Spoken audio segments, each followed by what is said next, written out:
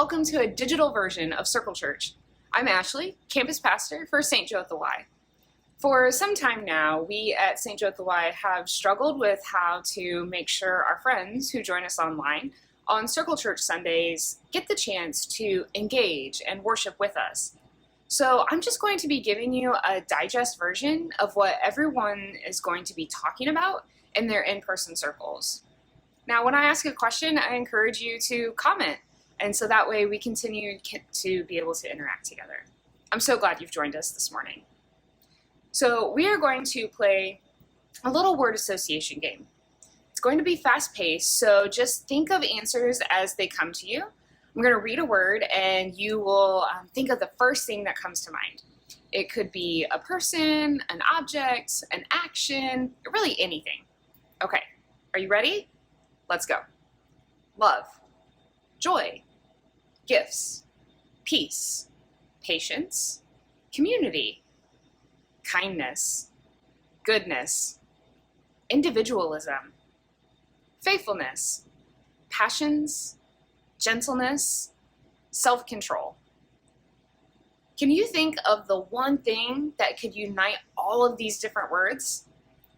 If you're thinking about the words Holy Spirit, you got it right. Today we are celebrating Pentecost. Pentecost is the day that God and Jesus sent the Holy Spirit down from heaven. The origins of Pentecost are deeply rooted in our faith. The Israelites would count 49 days from the beginning of Passover, and on the 50th day began the Feast of Weeks, otherwise known as Pentecost, which is derived from the Greek word for 50th. And on Pentecost, the Israelites would offer 2 loaves of bread as the first fruits of the wheat harvest. Over time, Pentecost became the time to celebrate the giving of the law, the establishment of the covenant between God and his people through Moses. So of all the other days that Christ could have sent the Holy Spirit, why this one? Well, the Old Testament Pentecost was the annual celebration of the giving of the first covenant. By sending the Holy Spirit on this particular day after Easter, we now make it an annual celebration of the new covenant that Jesus made by dying on the cross. When Jesus places the Spirit within each of us, he's reminding us that we belong to him. Now we have the ability to give back the first fruits of the gifts he's given to us back to him. Now, let's read about that first New Testament Pentecost in Acts chapter 2. When Pentecost Day arrived, they were all together in one place. Suddenly, a sound from heaven, like the howling of a fierce wind, filled the entire house where they were sitting. They saw what seemed to be individual flames of fire alighting on each one of them. They were all filled with the Holy Spirit and began to speak in other languages as the Spirit enabled them to speak. There were pious Jews from every nation under the heavens living in Jerusalem. When they heard this sound, a crowd gathered. They were mystified because everyone heard them speaking in their native languages. They were surprised and amazed, saying, "Look, aren't all the people who were speaking Galileans? Every one of them. How then can each of us hear them speaking in our native language?" Parthians, Medes, and Elamites, as well as residents of Mesopotamia, Judea, and Cappadocia, Pontus and Asia, Phrygia and Phamalia, Egypt, and the regions of Libya bordering Cyrene, and visitors from Rome, both Jews and the converts to Judaism, Cretans and Arabs, we hear them declaring the mighty works of God in our own languages. They were all surprised and bewildered. Some asked each other, "What does this mean?" Others jeered at them, saying, "They're full of new wine." Peter stood up with the other 11 apostles, and he raised his voice and declared, "Judeans and everyone living in Jerusalem, know this. Listen carefully to my words. These people aren't drunk, as you suspect. After all, it's only 9 o'clock in the morning. Rather, this is what was spoken through the prophet Joel. In the last days, God says, I will pour out my Spirit on all people. Your sons and daughters will prophesy. Your young will see visions. Your elders will dream dreams. Even upon my servants, men and women, I will pour out my spirit in those days, and they will prophesy. I will cause wonders to occur in the heavens above and signs on the earth below, blood and fire and a cloud of smoke. The sun will be changed into darkness, and the moon will be changed into blood before the great and spectacular day of the Lord comes. And everyone who calls on the name of the Lord will be saved. Now we're also going to be reading from 1 Corinthians chapter 12, verses 3 through 13. And it says, "So I want to make it clear to you that no one says Jesus is cursed when speaking by God's Spirit, and no one can say Jesus is Lord except by the Holy Spirit. There are different spiritual gifts, but the same Spirit. And there are different ministries and the same Lord.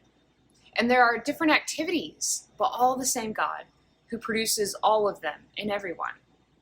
A demonstration of the Spirit is given to each person for the common good. A word of wisdom is given by the Spirit to one person, a word of knowledge to another, according to the same Spirit. Faith is still another by the same Spirit, gifts of healing to another in the one Spirit, performance of miracles to another, prophecy to another, the ability to tell spirits apart to another, different kinds of tongues to another, and the interpretation of the tongues to yet another. All of these things are produced by the one and same Spirit, who gives what he wants to each person. Christ is just like a human body, a body that is a unit and has many parts. And all of the parts of the body are one body, even though they are many.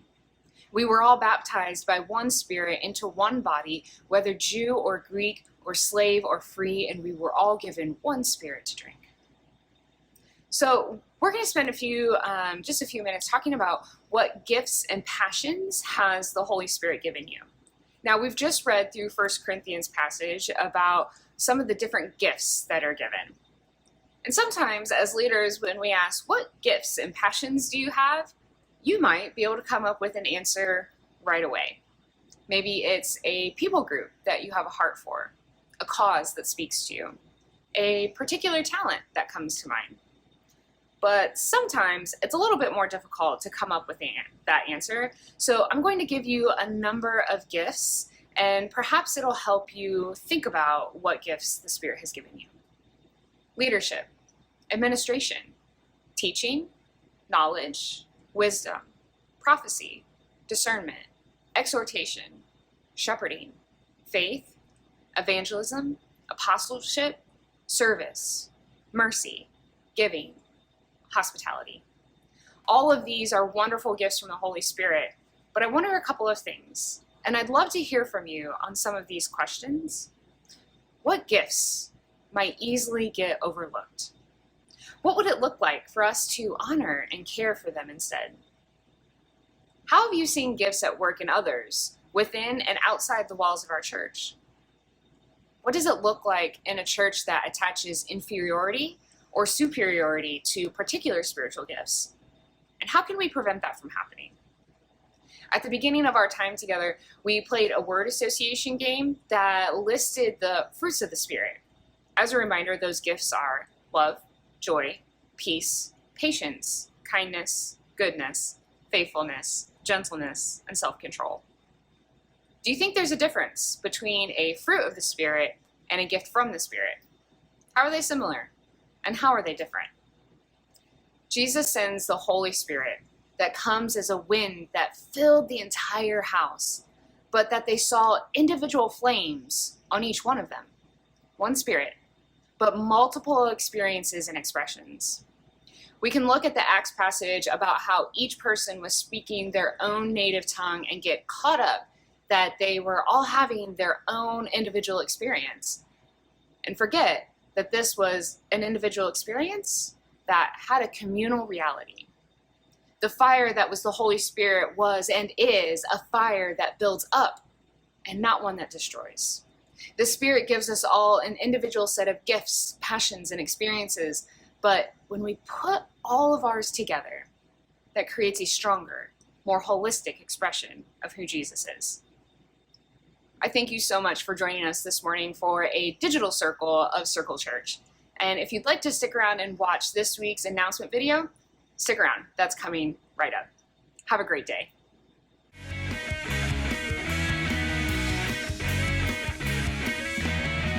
Good morning and welcome to St. Joe and St. Joe at the Y. I'm Glenn and I'm one of the pastors here. And I'm Ashley, pastor of St. Joe at the Y. We are so glad that you are in worship with us this morning. Hey, we wanted to let you know and remind you that we have t-shirt and sweatshirts and long sleeve shirts, and we now have kids t-shirts that we didn't have last week, so that you can order all of that apparel and swag, so that way when we are out and doing ministry and out and around town, people know that you're part of the ministry and mission of St. Joe and St. Joe of the Y. Swag, stuff we all get. Perfect. I think that's what it means, in case you didn't know. Make sure you get your orders in by what, June 4th? June 4th. On that note, we've got other opportunities coming up as well that we want to make sure you're aware of. For folks at the St. Joe UMC campus, we want to make you aware that on Tuesday, the 30th of May at 6:30 p.m., we're going to be having a training session about hospitality. So if you're one of those folks that has so bravely signed up to be a greeter, to monitor the halls, to make coffee, or do any of those things, or maybe you haven't signed up yet and you've been thinking about it, I hope that Tuesday, May 30th at 6:30, you'll show up, and we're going to do a start to finish training on hospitality and the kind of welcome we want to give folks as we continue to be for the fort at the St. Joe campus. It's a really great opportunity to be in relationship with people. I love it. Yeah. I love it. The other thing that we're doing is we had a wonderful women's prayer and praise gathering just this past week, and that is now leading into women's Bible studies that we are so excited to offer. We have one coming up on Tuesdays in the evening at 6:30 at the JRLY Prayer Chapel. And then on Thursdays at 8:30 in the morning at Praise Park. Bring your own chair for that one. And those are starting next week, the first week of June. And we hope that you will sign up after service wherever you are worshiping with us this morning. Hey, we are so excited to worship with you this morning as we celebrate Pentecost and what it means to have the Holy Spirit within each and every one of us, but as a whole. And we hope that you will go back later this afternoon and like and share on Facebook and other social media that you are here in service with us this morning, because it is important that we share the gospel of Jesus with all of those who we can. Welcome to worship.